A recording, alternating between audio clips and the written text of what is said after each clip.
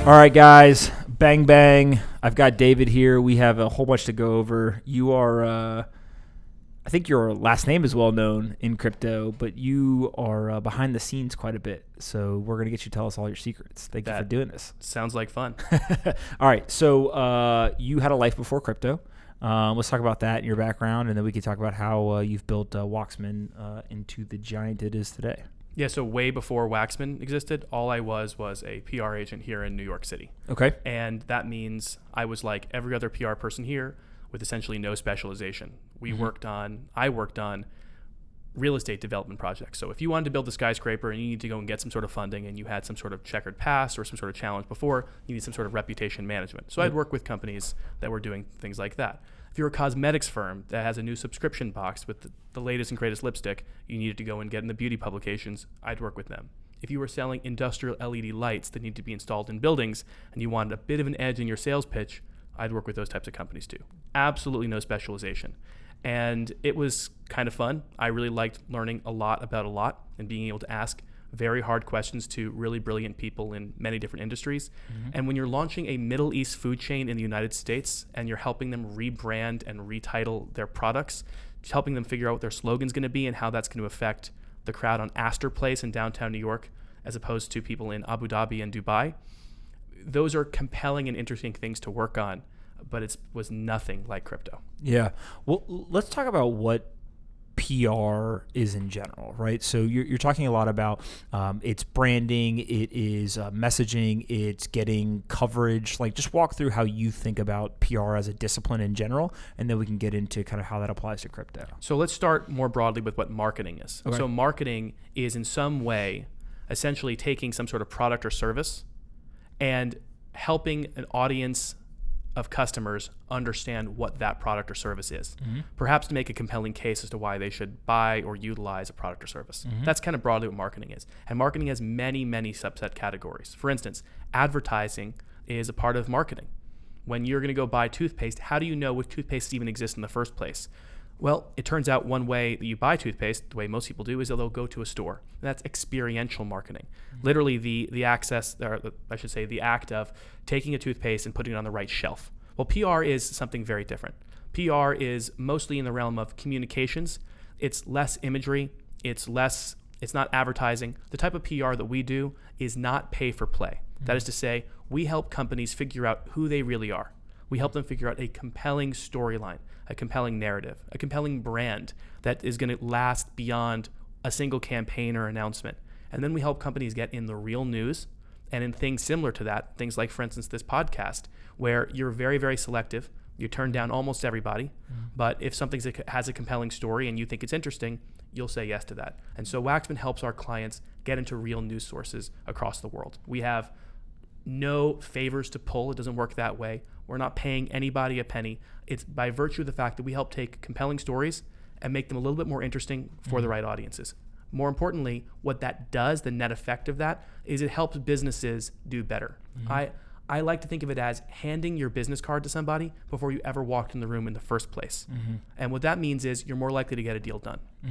And part of, I think, the PR and the communication side is just one, clearly articulating, here's what we do, here's who we are.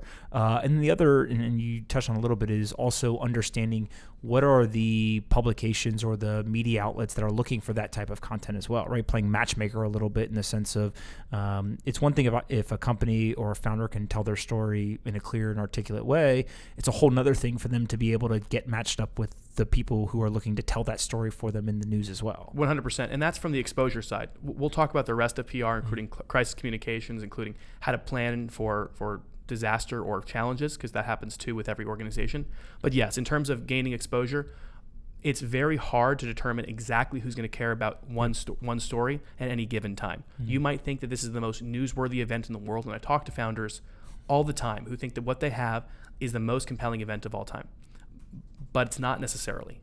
And we know, because we're talking, me and the organization that I work with, we're talking to reporters across the world every single day in the verticals that matter, the types of reporters who might be interested.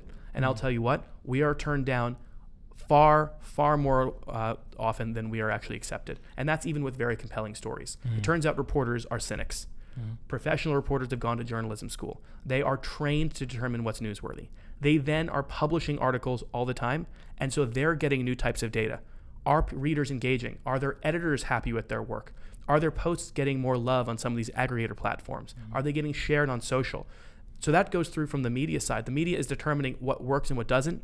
They also have their own narratives they want to tell. Some reporters are genuinely just interested in some things and not interested in others. So you have to figure out exactly what a reporter might want to find out about, and then the PR agency also has a secondary job. Figure out how to tell that story to a reporter. Some reporters will not get on the phone with you. They are just pure email. They are disinterested in phone calls. Others, they want to have a face-to-face to know if you're lying or not. You need to really understand the reporters, what they're interested in, and do your very best to matchmake. Absolutely. And so let's talk about how you took the experience in PR communications into crypto. Like, when's the first time you ever saw crypto, Bitcoin? What was that like? So this was early 2014, and I was downtown in New York at a bar called Sweet and Vicious. And there was this tech founders night going on. And I was just having a couple drinks, meeting various folks. And I met the CEO of an early Bitcoin exchange called CoinSetter. So for those of you who don't know, CoinSetter was one of the first VC-backed exchanges. Digital Currency Group, actually an offshoot of that, gave money at the time. And they had raised about $2 million in seed funding. So they were one of the first exchanges that were selling Bitcoin. But the biggest exchange in the world at the time was called Bitstamp, which of course is still around. But most of the other ones that you know very well did not exist. The exchanges that did all sold the exact same product, Bitcoin, and all of them had very low trading volumes. None of them was actually making enough money to probably operate by themselves with just their trading volumes alone. So they were all trying to find a way to go and get to a Series A, to raise more money so this way they could go and expand operations, because everyone building a Bitcoin exchange had the same dream, that Bitcoin would one day become popularized. But back then it certainly wasn't. This was early 2014, just after Mt. Gox. And I started working with this Bitcoin exchange, and I was able to help them take their new features. Like, for instance, they introduced what's called a fix API, which is a type of way of connecting a computer system to algorithmically or through a trading system trade on exchange. And we managed to make a software feature like that somewhat compelling. Whenever they were able to go and get a new partnership with a wallet, or they were working with some sort of mining pool of some type, or they were working with an ATM network. They were just starting at the time, Bitcoin ATM networks. We were able to tell that story. And that exchange, although they weren't able to ever raise that Series A, they were able to successfully exit at the beginning of 2016 to Kraken, who I later on worked with. But that was my first foray into the Bitcoin space. I didn't know anything about Bitcoin before that, except all I had heard was that Mt. Gox was a disaster, that the Silk Road existed, and that Bitcoin may or may not be used by criminals and only by criminals. That's what I learned or knew of before, because that's what I was reading in the news. But then I met this Bitcoin exchange CEO, and he was so smart and so compelling. And I started meeting his CTO, and then I started meeting all the partners.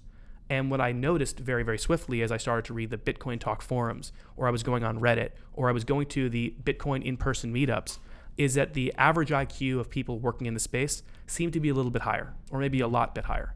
And consequently, I felt I had to go and find out more. And so in 2015, I started taking on other clients on the side, trying to go and start my own agency.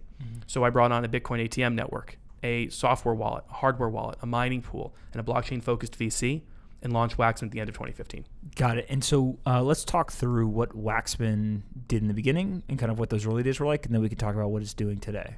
Well, back in the early days, I was the only person doing all the work. So I built what are called media lists. I vetted them all. I brought on all the new business. I had to set up all the operations.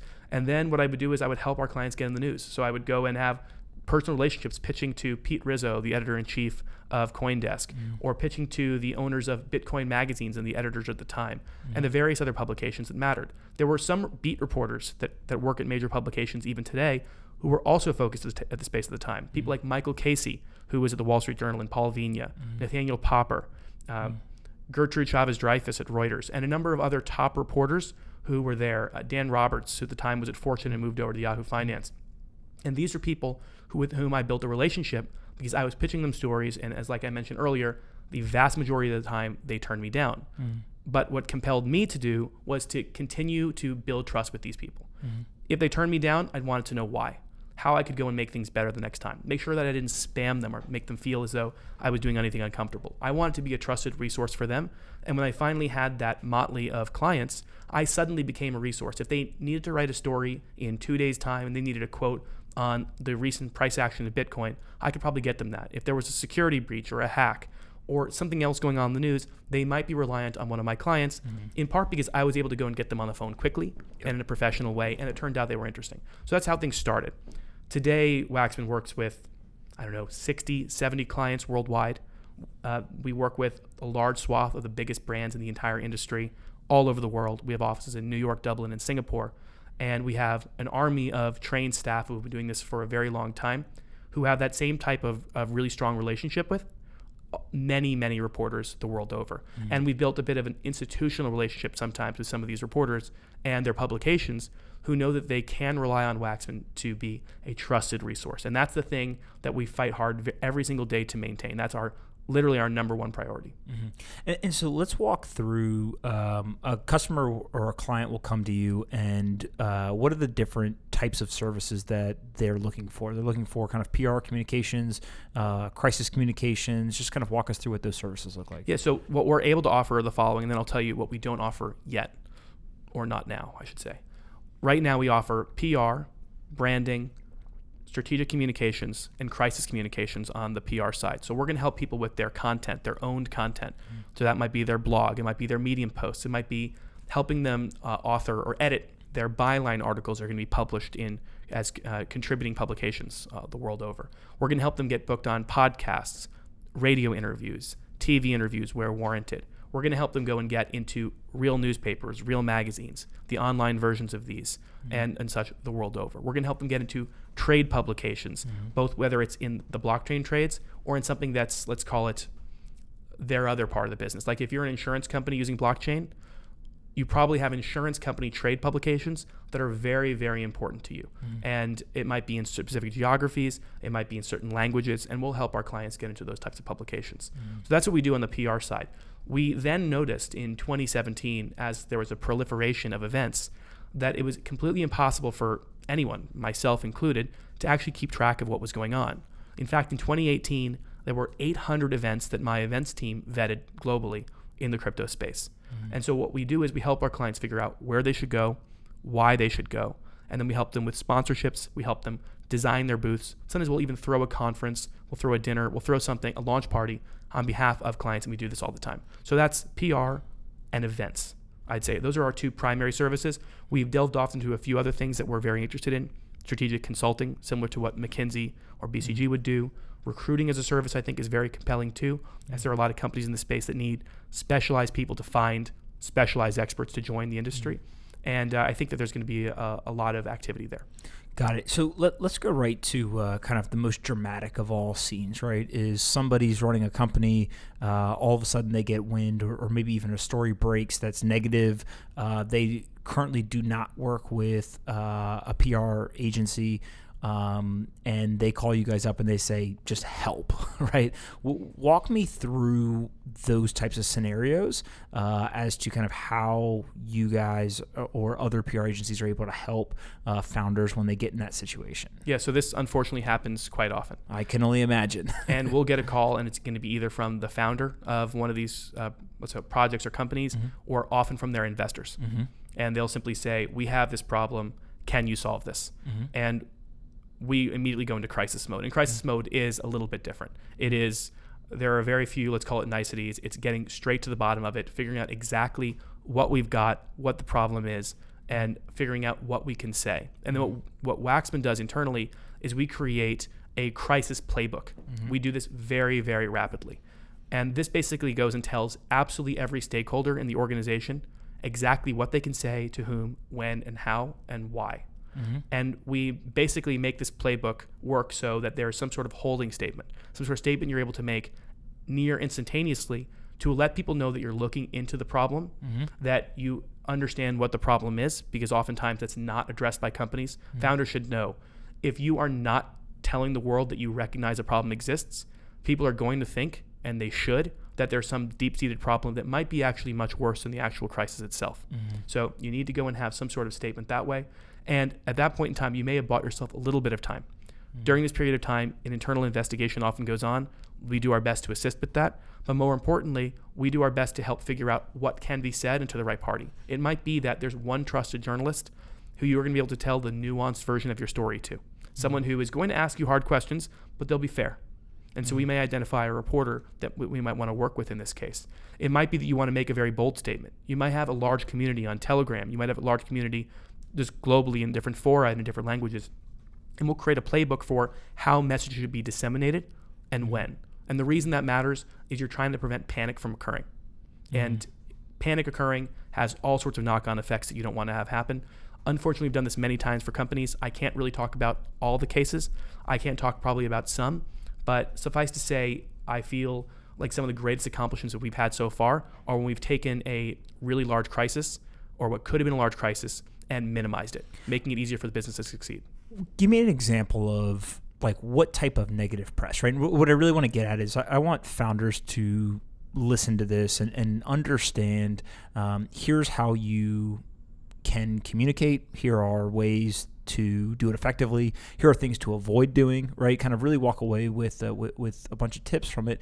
But what are the scenarios where when somebody calls, whether it's that founder or that investor, and they're like, help, is it somebody's, there's a nasty tweet about a company? Is it that there's actually like a hit piece written in the media? Like I'll give you a few.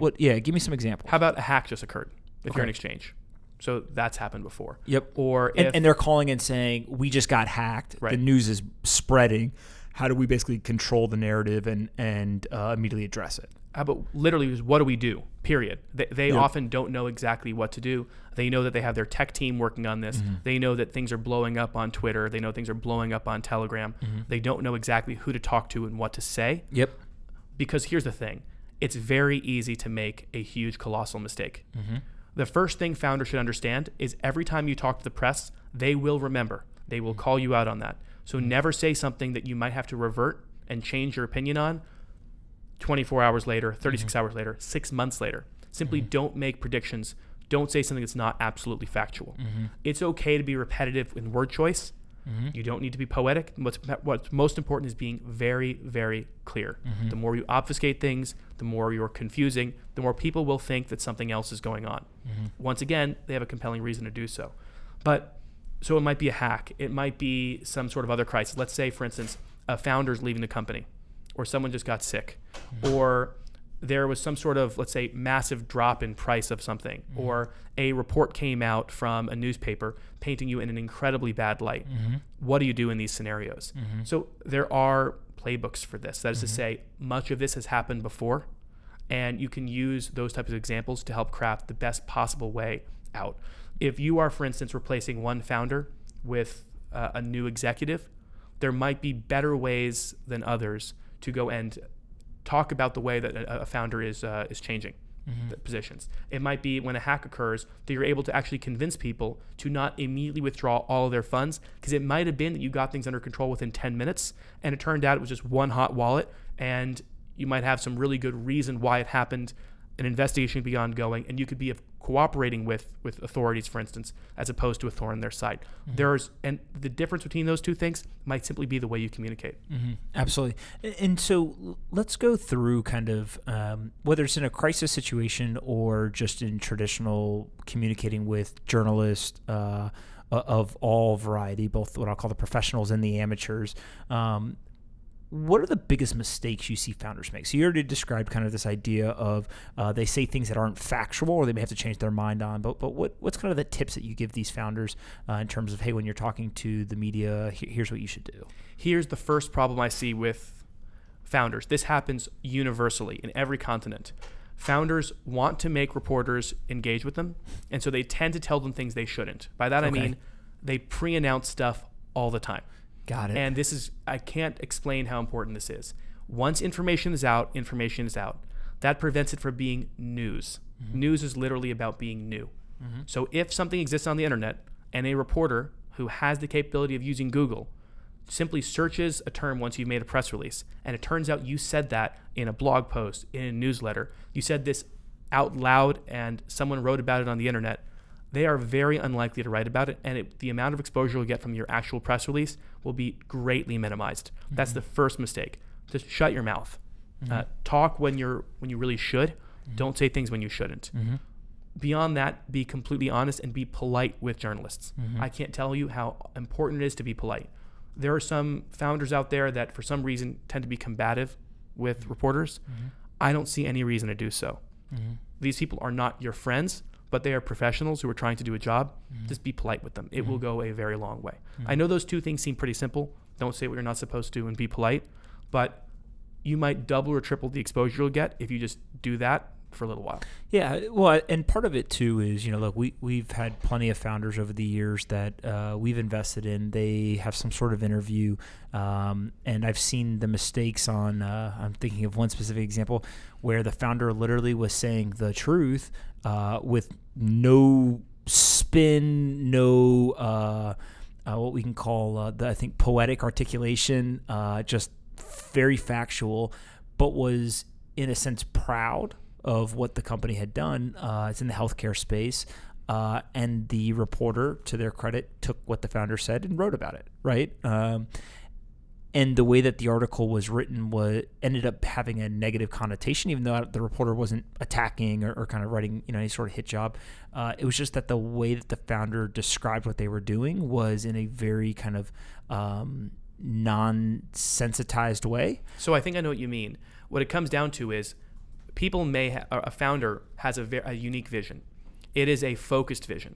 And it's very important to have, if not a PR agency, then someone from the outside looking in to tell you how the rest of the world is going to view what it is you have to say. So for instance, in your example, the founder may have had a very compelling argument, and it might have been a truly wonderful thing, given all the context, given his philosophy or her philosophy, that might be the case. But a reporter may come in and say, the innovation that you have turns out to be extremely dangerous, or that it may have other types of effects that are really negative. Or it might be that grandma in Iowa may look at the exact same set of facts and have a very different perspective. Mm-hmm. So a PR agency is meant to, and we do this all the time, tell our clients, no, you can't say this. I know it's compelling, but if you do this, here is how other people will view this. Mm-hmm. Instead, you might want to frame it a certain way in order that the same information can get across, but at the very least, you're presupposing the questions others are going to ask to prevent it from being a complete disaster. Mm-hmm. That happens very often, we see. Yeah. And so one is like they are focused and they're proud of the work. And by the way, they should be proud of the work that they've done. It's just the way that you talk about it is important. The other, and that you mentioned, is the combativeness, right? And from what I've seen, founders spend too many hours of too many days working on what they believe is one of, if not the most important things in the world. And so they're emotionally attached and they're obviously biased in terms of what they're building.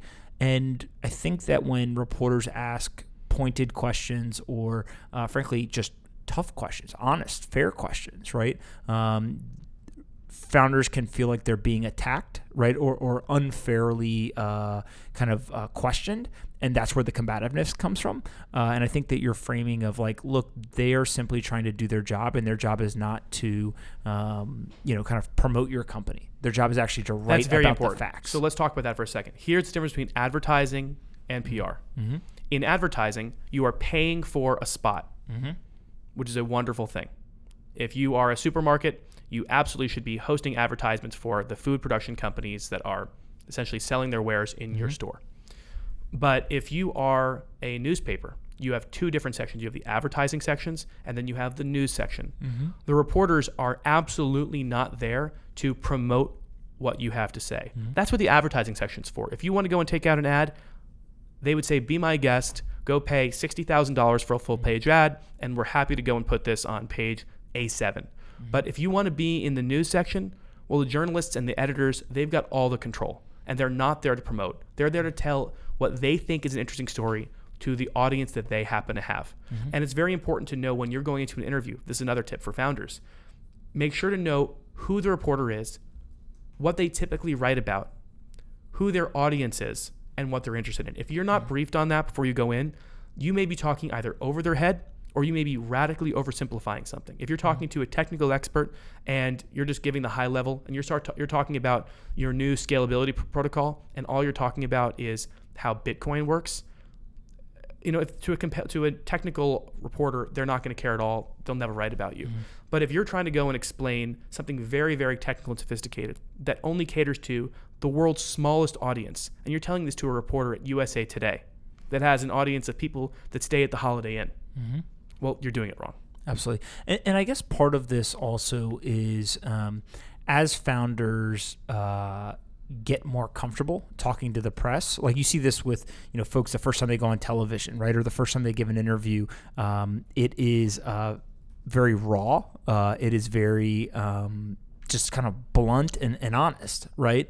And then when you see somebody that I think you and I would consider they are professional in terms of engaging with the media, it's not that they are lying in any way. It's not that they are hiding factual information. They just have become very, in tune with how to engage with the media, how to present information in a way that is easily consumable by the end reader or listener or watcher, but then also how to give information to a reporter in a format and kind of framing that they're able to use in their stories, right? Because that's something else that I've seen a lot, and I think you and I have talked about previously is like most founders, I get the sense of they're basically telling the reporter their story as if the reporter is the end consumer. Right. Instead, they need to understand that the reporter is there to get information from you so they can write a story. You're providing them the tools, right? And then the reporter's going to go do their job, which is a little bit different, I think. It's very different. So two major things to take from that. The first is, yes, reporters are gathering facts to write their own story. They are not republishing your press release. It will not look or feel exactly like the press release that you may have issued or the statements that you're making precisely. They're going to take their own spin on things. That's what they do. They're storytellers, and they're using your facts as part of telling a story. There are some reporters that don't write about announcements at all. It might be folded into a trend story of some type, or they might be talking about several different companies. You shouldn't take that as an insult. That's simply how they tell stories to their audience. The second major thing is, yes, founders, they tend to not necessarily be media trained or not think that they need it. Media training is a service that Wachsman does for its clients. And the reason we do it is it has a huge effect on what the output's going to be. One of the things that we tell people is speak in short sentences. If you aren't able to get your point across fairly quickly, it's not going to be something people can remember. It might be, and I've spent some time with founders, they can not just speak, but they think in paragraphs and even pages at a time. But no one that they're talking to is going to be able to absorb all that information and turn it into something compelling. Talk about things in small staccato-like sentences, explain things in a clear way, make sure someone fully gets it before you move on to the more advanced or next topic. Absolutely. So let's talk about, there's a lot of companies of various sizes that you guys work with, right? Everything from some of the largest companies in crypto down to smaller teams. Let's talk though about kind of, the person who's, 1, 2, 3 people, they haven't raised any money. They've kind of just built, what we can't really call a company yet, right? It's more of like a project that they've built and they're trying to get some awareness for it. Any tips for those types of people as to things that they can do, kind of as my partner Jason Williams would say, balling on a budget. Right.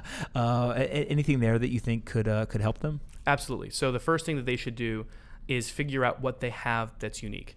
So it turns out the same thing that may pique investor interest might pique reporter interest, and then make sure that you focus on just that. If you're going to be announcing, I'm assuming that you have at least something beyond a white paper, some sort of working product, some sort of user base. Figure out who that user base is, figure out who that would be attractive to, and those are the reporters that you should be talking to. So for instance, if you have a crypto project and you might have something a little bit faster, a little bit better, or that supports one of the major blockchain protocols, start with that target audience. So if you're all about EOS, you're all about EOS. If you're all about Hashgraph, all about Hashgraph. And look by Googling and see who are the reporters that write about that ecosystem. Pitch to those people, and again, pitch in a very compelling and brief way. Tell them exactly what you have, see if they're interested in learning more, and then if they are, give them more information. Exactly what they ask for, not any more than that. Don't flood them, don't spam them, just give them that type of information. That's one. 2, recognize that what is newsworthy over time, well, it gets more challenging.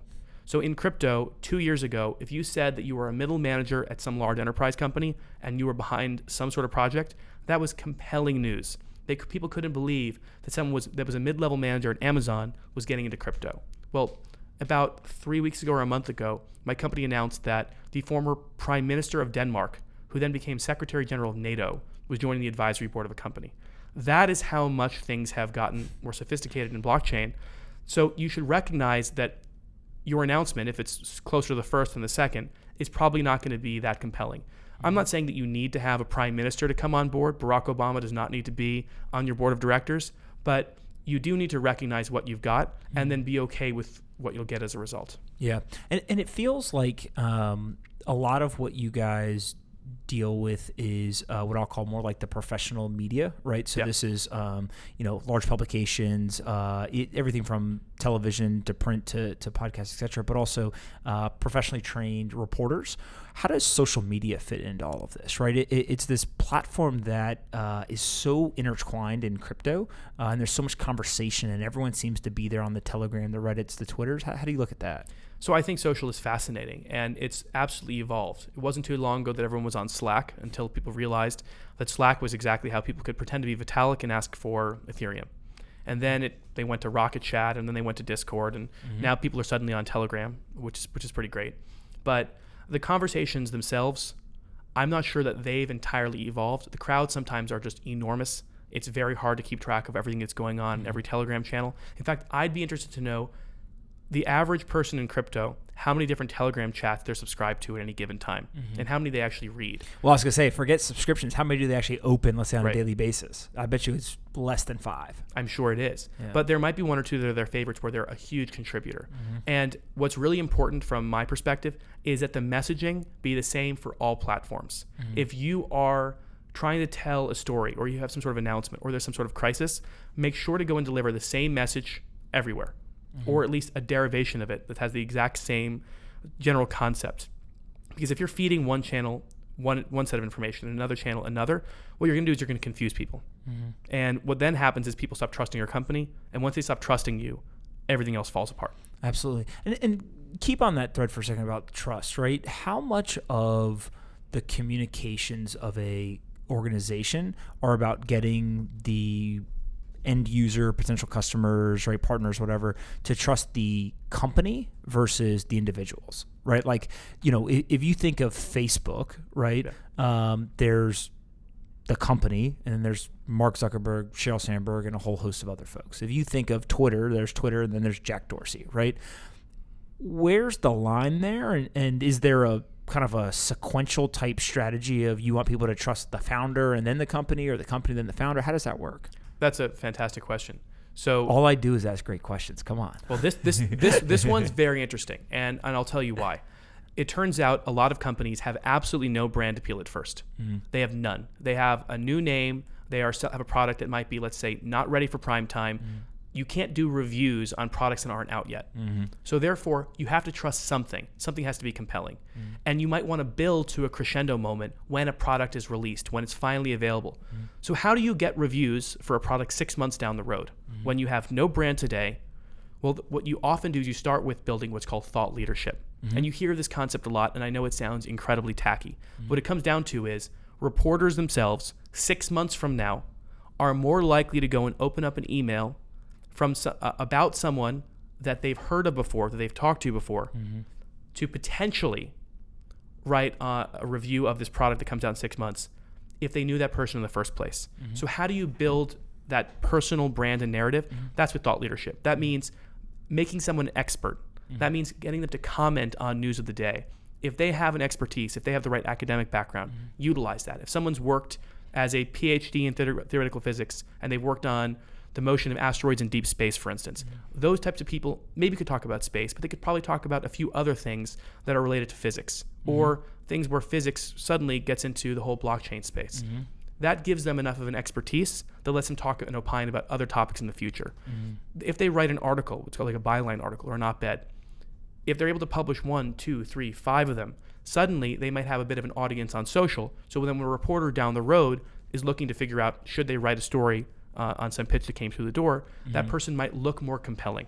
It's all about building that personal narrative that then transmutes and essentially provides brand value and brand equity, I should say, to this company that down the road needs to do a product launch. Yeah, and I mean, look, what you're talking about, and I'm thinking out loud here, is I've noticed that as founders' social followings have increased in size, it's like this self-fulfilling prophecy. All of a sudden, different media outlets, everything from the really large professional ones all the way down to kind of industry type publications, write about them more. And my hunch has always been that if somebody has a large social following, the media wants to write about them because then that person will share the article and they'll get more traffic.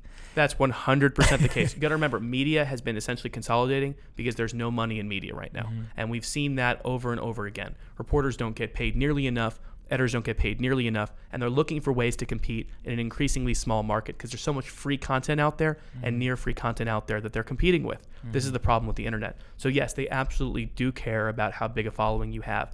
And if you aren't someone who was in the White House or 10 Downing Street, but you have 500,000 Twitter followers, you still might get covered.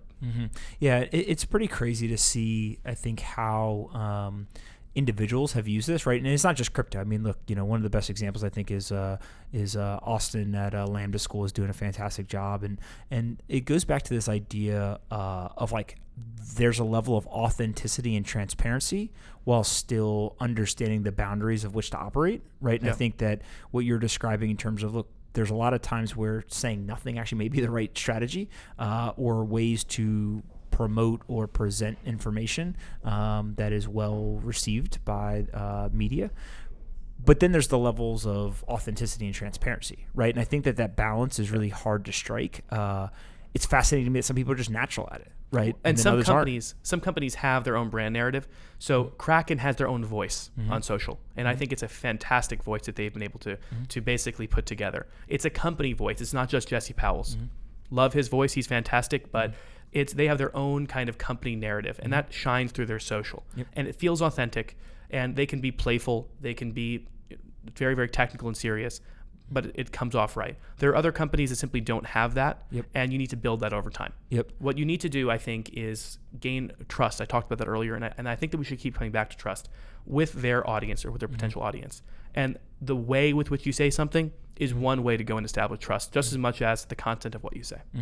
I mean, look, if you look at, let's take Kraken and BitMax, for example, right? So Kraken with the whole BSV, should they delist it, should they not?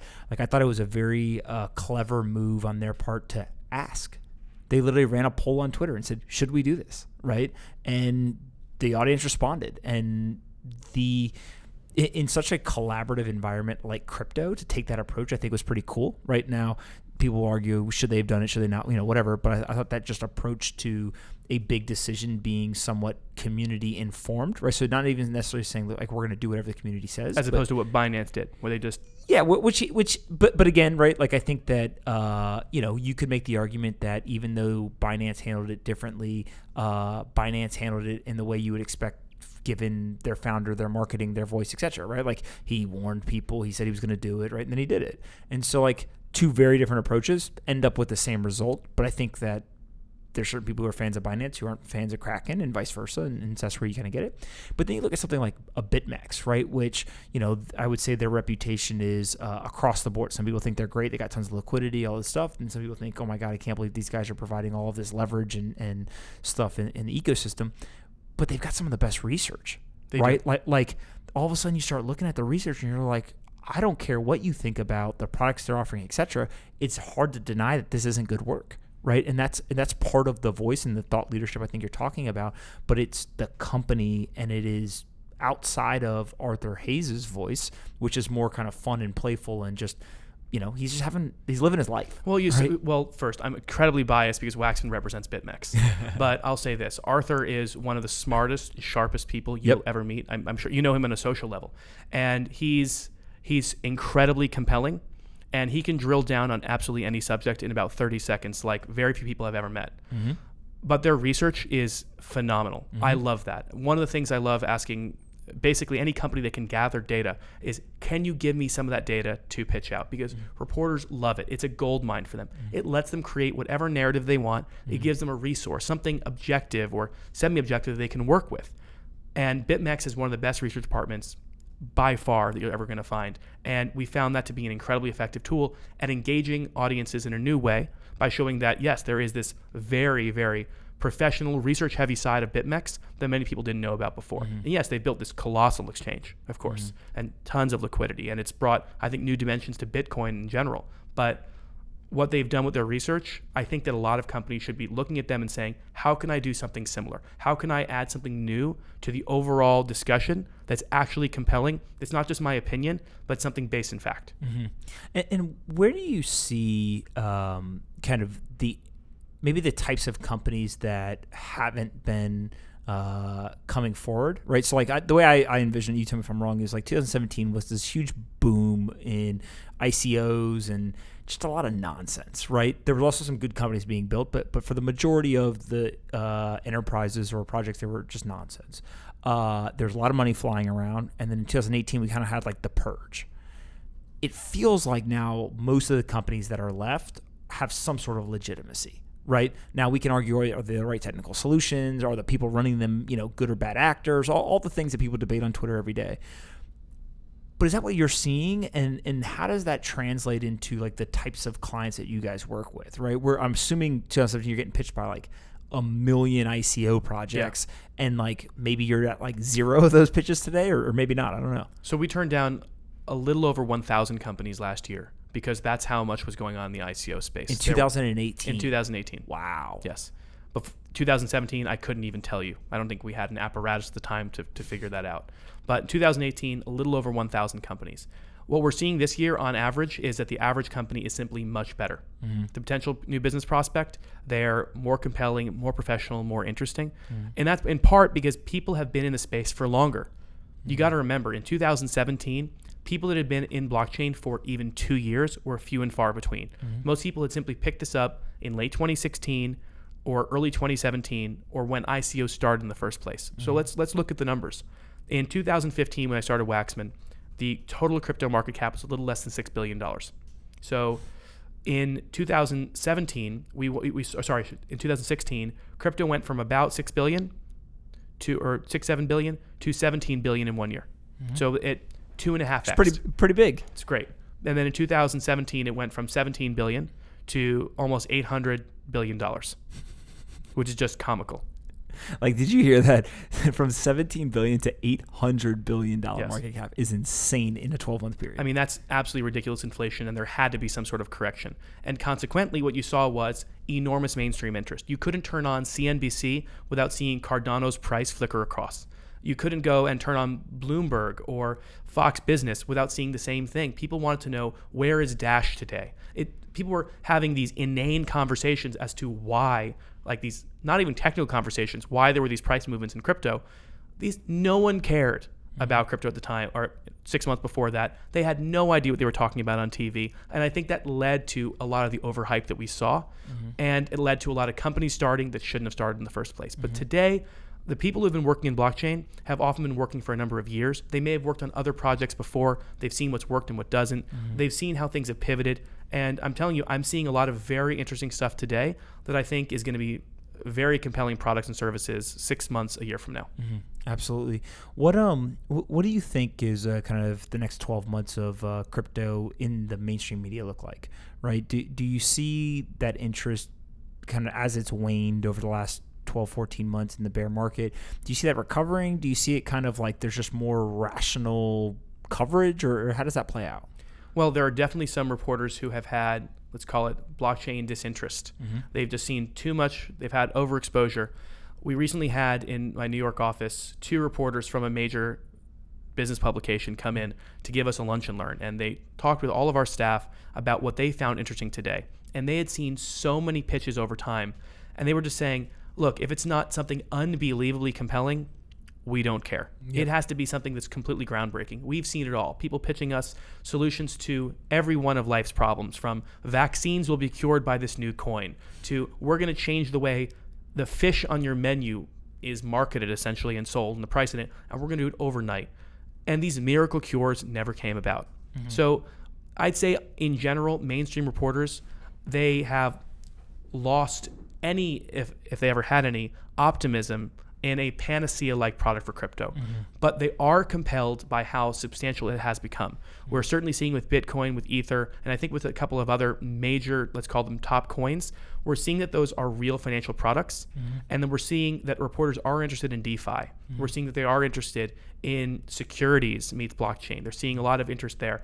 And I think that the sophistication of the players in the market have helped to substantiate that and make it actually newsworthy. Yeah, it's interesting to the idea that like most crypto companies pitch themselves as crypto companies, but a lot of them actually they use blockchain or they use some sort of decentralization or distributed ledger technology, but they're not really a crypto company, right? Like they may actually be better off not presenting them that way because many people know that my girlfriend is a reporter at Fortune magazine, and you see just like the eyes glaze over when a lot of these reporters, not just at Fortune, just at many of the publications, the second they hear Bitcoin, blockchain, crypto, it's like, yeah, like I've been there, I've heard that, I'm not interested. And so do you see that as a strategy people are employing where they just start to almost de-emphasize the Bitcoin and blockchain part of it? Or is that still kind of the core to some of the communication strategies? So there are many times where we'll simply say you're a fintech company and we won't even use the word blockchain. It turns out that if you want to go through their tech stack, you're going to find blockchain somewhere in there. Yep. That's what's compelling. If you're working on some sort of real estate deal that happens to use blockchain as the way that your security essentially is formed, what's interesting is the real estate project. It's where it's situated. It's what the IRR is going to look like. That's what's interesting, not the fact that it happens to be using some sort of blockchain for trading and settlement down the road. No one cares. So make the story about what's actually interesting. We do this all the time with companies, and I think the great thing about blockchain is it's an extremely horizontal technology. And I don't want people to think that you and I are up here hating on blockchain. It's a incredible technology, and you and I have talked a lot about that. It's applicable to not everything, but a whole lot of things, and it's going to go and change the way a lot of industries work. But it itself is not the only solution. It's just a technology that allows for better products and services to exist. And I think that we need to make the focus more about that than on the fact that they're using a type of distributed ledger tech. That's it. No, I think that makes a lot of sense. You earlier mentioned the New York office, but you guys have offices in Dublin and Singapore. How does some of the media coverage and or quality of companies change when you get outside the United States? What does it look like in some of those other markets? So the Dublin office essentially services EMEA clients, and the Singapore office services APAC clients. Not the media there. What's very important is our New York staff pitches to the South China Morning Post, the Irish staff pitches to the Los Angeles Times, just as much as they may pitch within their own geographies. So we service clients based on where we're most proximate time zone wise to where the client is, because we want to have as many hours in the day to work with that client as humanly possible. But yes, we certainly see coverage everywhere, and we see companies evolve everywhere. Over the last 6 months, I've spent the vast majority of the time outside the United States. I most recently was in Paris and Dublin before that. I've been in Singapore and Hong Kong and across Europe. And I spent this time working with not just my offices in these different locations, but with companies and seeing kind of what's happening outside of the US, outside of Canada. And what I found is that there was an enormous amount of hype that occurred in Asia in, let's say, end of 2017, early 2018. The interest disintegrated far faster there than anywhere else. I think not enough people are talking about Europe right now, because what we're seeing there are really great projects, really great progress. Europeans, and I know I'm painting an entire continent with a broad brush, but they tend to be more understated and less likely to hype things up. I think you're going to see great things coming out of Europe this year in crypto. Yeah, nothing like some Americans to really rally up the troops and get some hype before the actual substance. Well, we're the kings of tech and tech publicity, right? We've got Silicon Valley, and we've got here in New York. So I think it's very easy to underrate what's happening elsewhere in the globe. It's also very hard to pay attention to everything at once, given the amount of noise, the amount of players. But again, watch Europe. Yeah, I mean, look, I'll give an example of a company. If you take like an EToro, right? If you take EToro versus a Robinhood, they both help customers go ahead and purchase different types of assets in a consumer-friendly, kind of mobile or consumer-friendly experience. Everyone knows Robinhood in North America, but eToro is actually bigger, right? When you look at the financials and the types of assets they offer, et cetera. And I think it's a great example of you've got a European-based company that probably actually would be better known simply by having, being based in a different geography, which is pretty crazy to think about. It's amazing. You can't walk in London without seeing an eToro sign somewhere. It might be that your bus seat has eToro on it. They're just gigantic in Europe, and we've been very, very lucky to launch eToro in the United States, and eToro That's X. right. Yeah, I actually forgot about that. Yeah. And eToro X actually was launched just last week in Paris. What we're seeing, which is their new exchange, everyone should sign up. Oh man, I threw you a softball. That was good. Too good. The Twitter trolls are gonna be all over me like, you just gave him a fucking softball. But there. that's a very good case. They were not known at all. If you asked a reporter, for instance, in San Francisco about eToro a year ago, they'd say who.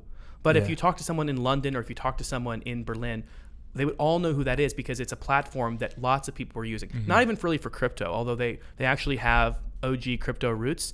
Yep. Like the CEO actually wrote the Colored Coins paper with Vitalik way back in the day. Wild. Yeah, wild. Pretty nuts. But they were best known for, of course, the social trading of securities and commodities and FX. But coming to the United States has been a challenge because no one had heard who they were, and they knew about these other trading platforms. They've been using them. They've been familiar with them and their brokerages. So I think that shifting onto something new is going to be a challenge. But what we've seen with eToro, and I obviously I'm a big believer, we've been working with them for over a year now, is that they've got the tools to really market well, and I think we'll probably see a lot of exciting stuff this year. Yeah, we actually had Yoni on the podcast at one point, and when he was going over the just early days of writing Colored Coin, then Vitalik saying I'm going to go start Ethereum, and him be like, I don't know, I'm probably just going to build eToro. He's telling some great stories and laughing about it, so it's cool. All right, so last question for you before we get into the rapid fire is, what's the one thing that you wish founders would walk away after hearing kind of all of these tips, et cetera, right? In terms of if I'm a founder and I'm thinking about communication, marketing, PR, et cetera, what's the one thing I need to know? You need to look outside yourself. Spend time thinking about, and when I do diligence on companies, one of the questions I ask that most investors don't ask is, who are your perceived competitors? And the reason I ask that is a lot of companies think that they are the only ones servicing a certain market. But reporters are inherently going to bucket you in some way, shape, or form with others. If you can't find a way of delivering uniqueness and differentiation from those perceived competitors, you're not going to have an edge. You're never going to go and get the press that you want. And if you don't get the press you want, you may not be able to meet your business objectives. That is one thing. The second most important thing is realize that PR, advertising, marketing in general, is a tool to meet business objectives. Do not think about exposure for its own sake, brand for its own sake. It needs to get somewhere. If you can't determine what business objectives PR and marketing can help you get or reach, then you're never going to go and be satisfied with the ROI and spend on it. Whether you're hiring internal staff, hiring external agencies, devoting your own energy and time to it, because it's a huge investment. PR requires, if you're a founder, that you're going to be doing interviews, you're going to be approving articles, you're going to be approving press releases, that you're going to be fact-checking things. It's a huge investment. But if you don't have those business objectives clearly outlined, it's going to be a huge waste of time. Got it. What rapid fire for you? What's the most important company in crypto other than your own? I'd say Digital Currency Group, because I think they're everywhere. Okay, meaning that they just have their hands in so much different stuff. Barry and his team were very, very early, were very, very smart, and managed to go and invest in a lot of the most important companies that we know today. I saw a report recently that I think they did over $100 million in revenue with 8 employees at the parent company. Unbelievable. Yeah, it's pretty insane. What's the one regulation you would change or improve if you could?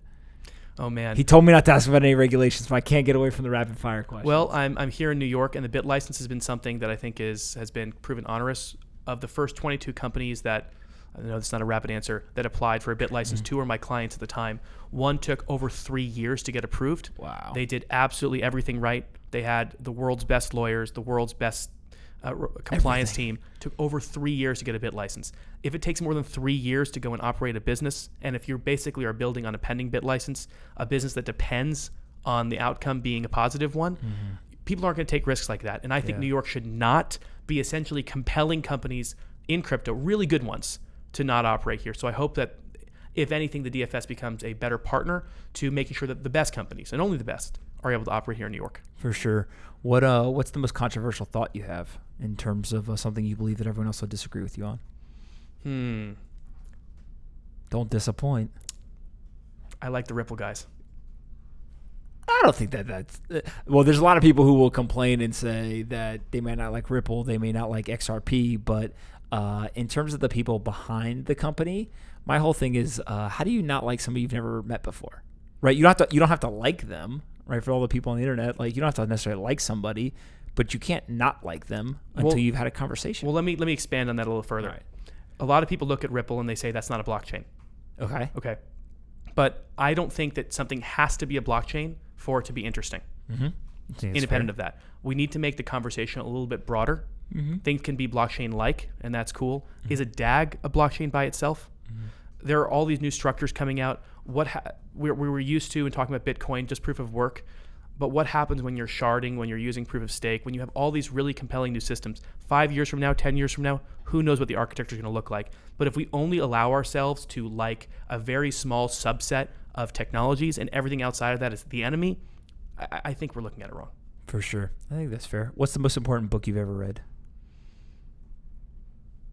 Man, probably some sort of history book, I'd say. I don't know which one exactly, but I love history books and I love fiction. I think literature is incredibly underrated today. People read news articles, they read what's on Reddit, but very few people are actually reading fiction anymore. You know, about 2 weeks ago, I went to Barnes & Noble's here in Union Square, and it was like a graveyard. There was no one there. The only people buying anything were buying gifts, basically. They weren't buying actual books. They were buying the junky things you sell on the side. And people who consequently I don't think are reading fiction as much as they should. That's what gives you command of language, and command of language, I think, is necessary in essentially in anything you do, especially, of course, in comms. Do you have a favorite fiction book? I really love Tolstoy. I love the way that he's able to tell history and make it compelling while at the same time fully explain the human condition from a number of different perspectives. All right. We've got to talk about aliens, and then you can ask me one question to wrap this up. Do you believe or not? I do. I absolutely believe there's got to be something else out there. All right. It's a very big world, and the one sad thing I'd say is that SETI at home doesn't have nearly enough hash power today because all those people turned to mining Bitcoin, Ether, and everything else. So we may never find the aliens, and it's entirely due to Bitcoin. Yeah, that's pretty good. What about the depths of the ocean? Right. So here's my thing is everyone always talks about space, aliens. They started coming prepared for that question. So then I started thinking, well, we actually know more about the moon or Mars than we do our own oceans. Are you James Cameron? No. But here's the thing that actually started to scare me a little bit. Now people send me these articles, right, on aliens, on the oceans, whatever. There's some wild shit in the ocean. Like the whole Loch Ness monster thing, right? That's not necessarily the ocean, but the idea that there's some kind of creature that we haven't seen or we rarely see and we don't really understand, etc. That's fact in the ocean. I probably now have 4 or 5 people who sent me these articles, and there's things that kind of look like a shark, but sort of like a blowfish, but sort of like a seal, whatever.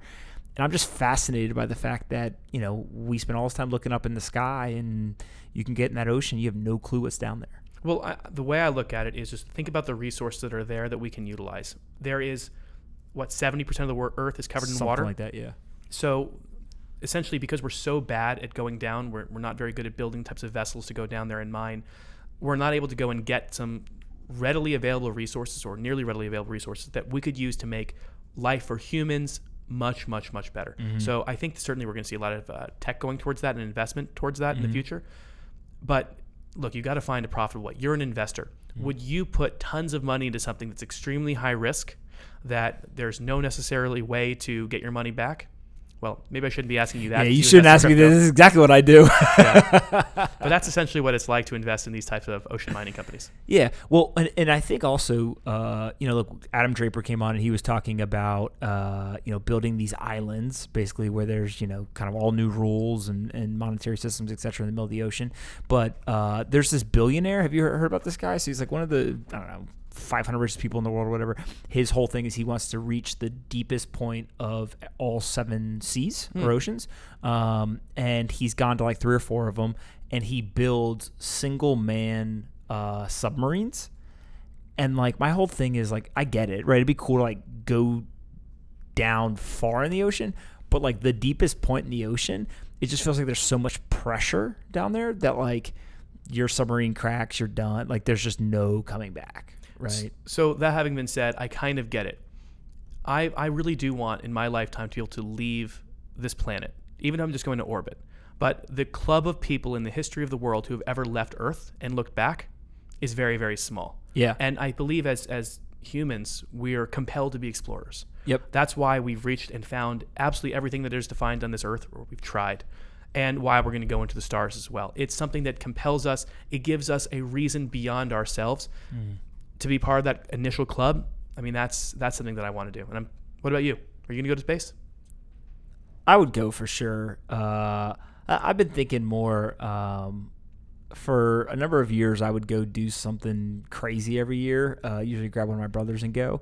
And I haven't done one in, I think, 2 years now. So I've been thinking more about what to do. I've got one of our founders who will go unnamed.